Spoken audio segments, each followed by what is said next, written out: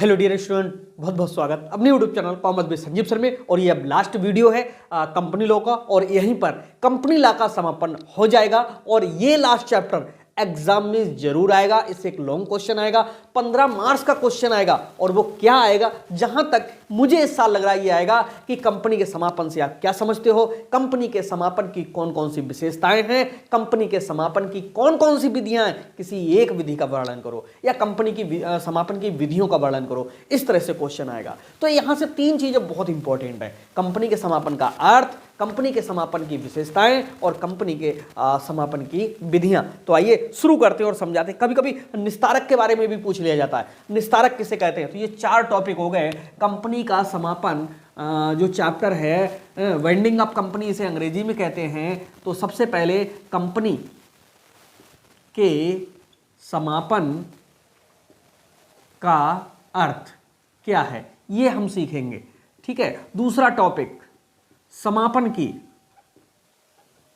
विशेषताएं सीखेंगे, ठीक है।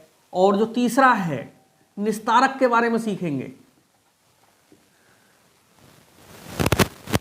चौथा है कंपनी समापन की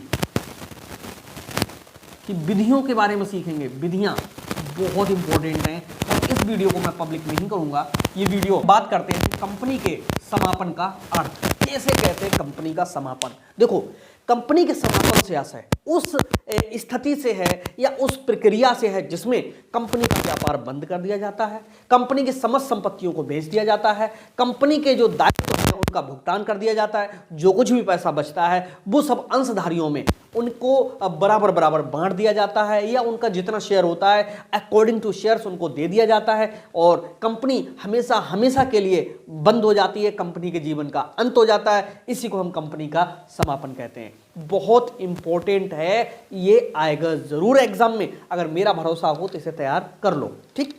तो फिर से एक बार बताएंगे कंपनी का समापन किसे कहते हैं। तो इसको इसी तरह से हम लिखेंगे, ओके। हालांकि पीडीएफ नोट्स में पूरा क्लियर है और बहुत अच्छे से वहां पर पूरा विवरण दिया गया है, लेकिन फिर भी सुनेंगे तो जल्दी याद हो जाएगा। कंपनी के समापन से आशय उस स्थिति से है जो कंपनी की सेवाओं के लिए समाप्त करती है, कंपनी के व्यापार को बंद कर दिया जाता है, कंपनी की सभी संपत्तियों को बेच दिया जाता है, जिन जिन का पैसा आ रहा होता है कंपनी में सभी का भुगतान कर दिया जाता है, और जिस जिससे पैसा लेना है सभी से ले लिया जाता है। और इसके बाद में कंपनी की समस्त संपत्तियों को बेच करके और अंशधारियों में बराबर बराबर बांट दी जाती है, और कंपनी का हमेशा हमेशा के लिए जो समापन जो अस्तित्व है खत्म हो जाता है, समाप्त हो जाता है। इसे हम कंपनी का क्या कहते हैं, समापन कहते हैं। अब कंपनी के समापन तो चलिए समझ गए, इसकी एक परिभाषा जरूर याद करके जाना। देखिए, कुच्छल जी ने परिभाषा दी है कि कंपनी का समापन वह प्रक्रिया है जिसमें कंपनी के जीवन का अंत हो जाता है, ठीक है। और इतनी सी उन्होंने परिभाषा दी, बहुत सरल है, मेरे को तो याद हो गई और आप लोग भी उसको याद जरूर कर लीजिएगा। हालांकि नोट्स में यही परिभाषा आपकी दी हुई है। अब कंपनी के समापन की विशेषताएं एग्जाम में अगर आ जाएंगी तो कैसे लिखोगे, यहां पर लिखते हैं कंपनी के समापन की विशेषताएं, ठीक। हम तो जल्दी में ऊपर लाइन नहीं खींचते, लेकिन ऊपर लाइन आप खींच दिया करो, ठीक है। चलिए, पहली विशेषता कौन सा है, व्यापार, कंपनी व्यापार का समापन। मैं तो यहां शॉर्ट में लिखूंगा व्यापार का समापन, ठीक। पहली विशेषता यह होती है कि जब कंपनी का समापन होता है तो कंपनी का जो व्यापार है वो समाप्त हो जाता है, ठीक है। नंबर 2, कंपनी के जीवन का समापन। कंपनी का जो जीवन होता है वो भी यहीं पर एंड हो जाता है, यानी फिर कंपनी आगे जीवित नहीं रहती है। कृत्रिम व्यक्ति है तो यहाँ पर ये मानना पड़ेगा कि कंपनी का भी एक जीवन काल अपना होता है और कंपनी के समापन के बाद में जीवन काल समाप्त हो जाता है, ओके। और इसके बाद में तीसरा, संपत्तियों को बेच दिया जाता है। नंबर 3, संपत्तियों की बिक्री, ठीक। जितनी भी कंपनी की संपत्तियां होती सबको बेच दिया जाता है, कुछ भी नहीं छोड़ा जाता है, केवल कैश छोड़ा जाता है। बाकी भूमि है, भवन है, फर्नीचर है, मशीनें हैं, प्लांट है, कहीं पर कोई इन्वेस्टमेंट है, सब, और कंपनी जो डेटर्स हैं उनसे भी पैसा ले लिया जाता है, ठीक। तो कंपनी की समस्त संपत्तियों को बेच दिया जाता है। ये कार्यकर्ता कौन है, निस्तारक की नियुक्ति। केंद्र सरकार द्वारा कोई एक अच्छे कैडर का जो अधिकारी होता है उसको नियुक्त कर दिया जाता है और सारी कंपनी को समाप्त करने की जिम्मेदारी उसी व्यक्ति को दे दी जाती है और उसके लिए एक रेम्यूनरेशन भी मिलता है, पारिश्रमिक भी मिलता है। और वो व्यक्ति क्या करता है कि ये देखता है, कंपनी के डॉक्यूमेंट्स को अपने कब्जे में लेता है, सारी संपत्तियां जो कंपनी की हैं वो उसके अंडर में आ जाती हैं, वह उन संपत्तियों को उचित मूल्य पर बेचता है और बेचने के बाद में जो भी धन मिलता है उससे क्या करता है, लेनदारों को भुगतान, लेनदारों का भुगतान। ये लेनदार में कौन कौन हो सकता है, गवर्नमेंट भी हो सकती है, कोई वैधानिक ऋण भी हो सकता है, बैंकों का कर्जा हो सकता है, बाहरी कोई लेनदार हो सकते हैं, ठीक है, कंपनी के देय बिल्स हो सकते हैं। तो जिस जिस का पेमेंट देना है सबका ये निस्तारक जो व्यक्ति किया जाता है नियुक्त, ये सबका पेमेंट विधिवत कानून के अनुसार कर देता है, ठीक है। और इसके बाद में छठे नंबर पे इसकी विशेषता में एक आता है समापन का कारण।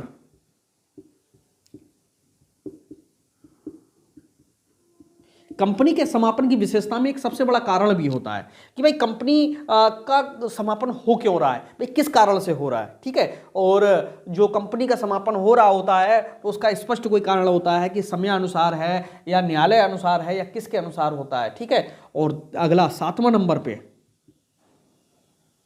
कानूनी प्रक्रियाओं की पूर्ति।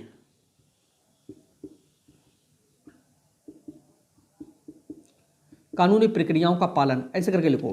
कंपनी का निर्माण भी कानून द्वारा होता है और समापन भी किसके द्वारा होता है, कानून के द्वारा ही होता है। तो यह भी जरूरी है कि कंपनी के समापन के समय भी तमाम कानूनी प्रक्रियाओं को फॉलो किया जाए, उनका पालन किया जाए। तो कानूनी प्रक्रियाओं के पालन को करते हुए कंपनी का समापन होता है, ये भी एक कैरेक्टरिस्टिक्स है 7वें नंबर की। और इसके बाद में सभी ऋणदाताओं के लिए पूरा पूरा भुगतान मिल रहा नहीं मिल रहा है वो बाद की बात होती है, लेकिन ऋणदाताओं को भी पेमेंट दे दिया जाता है। यहां पर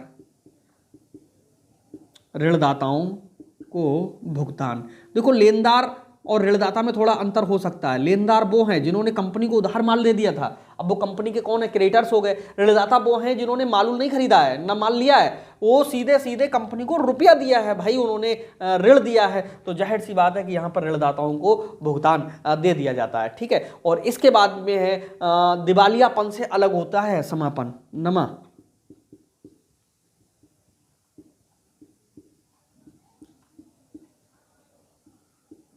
दिवालियापन से अलग, यानी कंपनी का जो समापन होता है उसकी ये विशेषता होती है कि कंपनी अगर दिवालिया हो रही है तो वो स्थिति और होती है, लेकिन यहां पर दिवालियापन से अलग होता है कंपनी का समापन, ठीक है। और इसमें कुछ नियम भी अलग लगते हैं। अगला 10वें नंबर पे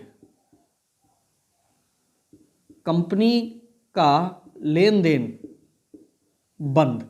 और जब कंपनी का समापन हो जाता है तो कंपनी के नाम से कोई व्यक्ति लेन देन नहीं कर सकता है, ना वो वैध माना जाता है, क्योंकि कंपनी के अस्तित्व का ही क्या हो जाता है, समापन हो जाता है, ठीक है। अच्छा 11वें नंबर पे समापन व विघटन अलग अलग होते हैं। देखो समापन का मतलब कंपनी का समाप्त होना, विघटन का मतलब कंपनी दो टुकड़ों में बट जाती है। जैसे पहले हीरो होंडा की मोटर बाइकें आती थी भारत देश में, लेकिन बाद में क्या हुआ कि हीरो कंपनी अलग हो गई और होंडा अलग हो गई, तो ये विघटन हुआ। तो कंपनियां समाप्त नहीं हुई, समापन में कंपनियां समाप्त हो जाती हैं। तो विघटन और समापन में भी क्या है, अंतर है। और 12वें नंबर पे इसकी जो विशेषता है समापन की ख्याति का नुकसान, कंपनी की जो गुडविल होती है तो उसका पूर्ण रूप से क्या हो जाता है, नुकसान हो जाता है। कंपनी ने जो भी गुडविल कमाई होती है, जो भी पैसा कमाया होता है, सॉरी नाम कमाया होता है, वो सब जीरो हो जाता है, क्योंकि उस दिन के बाद कंपनी के नाम से कोई भी लेन देन सब कुछ खत्म हो जाता है, ठीक है। आगे कंपनी के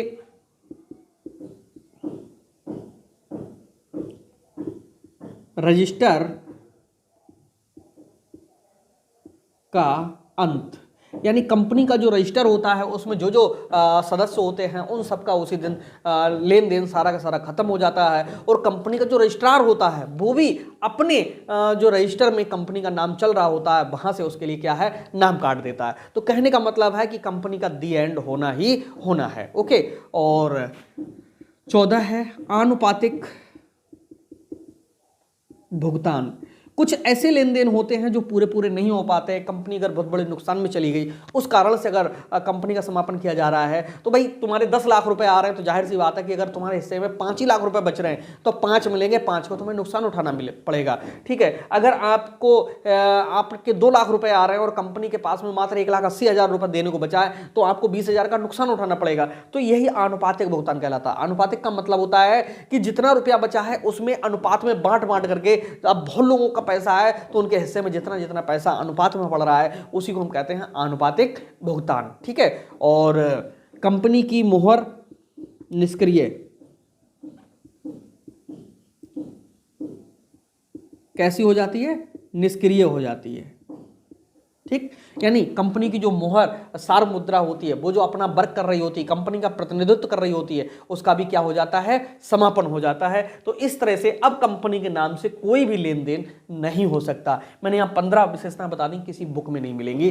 अब ये समझ लो कि कंपनी के समापन की जो विशेषताएं हैं, आप समझ गए कि कितनी है? 15 हैं। क्या है? व्यापार का समापन, कंपनी के जीवन का समापन, संपत्तियों की बिक्री हो जाती है, निस्तारक की नियुक्ति हो जाती है, लेनदारों का भुगतान हो जाता है, समापन का कोई ना कोई कारण होता है, कानूनी प्रक्रियाओं का पालन करके समापन होता है, ऋणदाताओं को भुगतान दे दिया जाता है, दिवालियापन से अलग होता है ये, कंपनी का लेन देन बंद हो जाता है। ठीक है, और समापन व विघटन में अंतर है, ख्याति का नुकसान हो जाता है, कंपनी के रजिस्टर का अंत हो जाता है, और रजिस्ट्रार भी देखिए यहाँ पर 2 है, कंपनी का जो रजिस्ट्रार होता है वो भी अपना नाम अपने रजिस्टर से यहाँ नाम काट देता, तो एक हेडिंग और बढ़ सकती थी। अनुपातिक भुगतान का मतलब यहाँ पर है कि अगर पैसा कम बच रहा है, ठीक, तो भाई अनुपातिक भुगतान मिलेगा। अनुपातिक का मतलब है कि 5 लोगों का 1-1 लाख रुपए था और पैसा बचा 4 ही लाख, तो सबको 80-80 हज़ार मिलेगा, 20-20 हज़ार सबका नुकसान होगा। कंपनी की मोहर का निष्क्रिय होना, यानी अब निष्प्रयोज हो जाएगी। ठीक है, तो ये थी कंपनी के समापन की विशेषताएं। अब हम बात करते हैं निस्तारक का। निस्तारक कौन होता है? देखो, जब कंपनी का समापन होता है तो हर व्यक्ति ये सोचेगा मेरे हिस्से में ज्यादा आ जाए, मेरे हिस्से में ज्यादा आ जाए, दूसरे का पैसा डूबे तो डूब जाए। इसके लिए क्या है कि जो रजिस्ट्रार होता है वो एक व्यक्ति की नियुक्ति कर देता है कि भाई तुम इस कंपनी को अपने हैंडल में ले लो, जितनी इसकी संपत्तियां सबको बेच डालो, और डॉक्यूमेंट्स देखो, जिसका पैसा जितना है उसी बेस पे भुगतान कर दो। ऐसे व्यक्ति को हम क्या कहते हैं? निस्तारक कहते हैं। एक अधिकारी कैडर का होता है और इसके लिए पूरी शक्ति पावर मिली हुई होती है कंपनी को समाप्त करके, और पूरा भुगतान निपटाना शुरू से लेकर लास्ट तक इसकी जिम्मेदारी होती है। ऐसे व्यक्ति को हम क्या कहते हैं? निस्तारक कहते हैं। वेरी वेरी इंपॉर्टेंट है, जो बातें हमारी सुन रहे हो अंदाजा लगाओ और लिख डालना अगर आ जाए तो। अब कंपनी के समापन की जो विधियां हैं बहुत इंपॉर्टेंट, पहले जरा इसे साफ कर दें।